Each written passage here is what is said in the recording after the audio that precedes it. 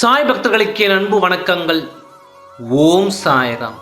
என் அன்பு குழந்தையே, யார் முதலில் பேசுவது என்று நீயும் உன்னுடைய துணையும் ஒருவருக்கொருவர் சண்டையிட்டு கொண்டு இருக்கிறீர்கள்.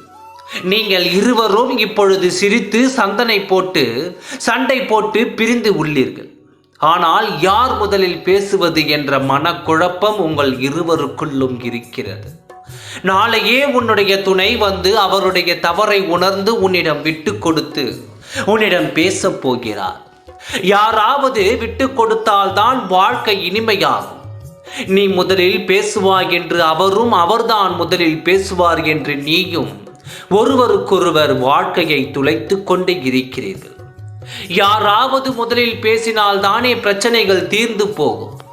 மனம் விட்டு பேசினாலே போதும், அனைத்து பிரச்சனைகளும் காணாமல் போய்விடும். வாழ்க்கையில் நல்லது திரும்ப திரும்ப நீ சொல்லும் பொழுது நல்லது மட்டும் நடக்கும். நல்லதே நினை, நல்லதே செய். நீ முதலில் பேசுவதால் ஒன்றும் குறைந்து போக மாட்டாய். யாராவது ஒருவர் முதலில் பேசுங்கள் போதும். அப்பா, உங்கள் இருவர் வாழ்க்கையிலும் தீப ஒளியை ஏற்றுவேன்.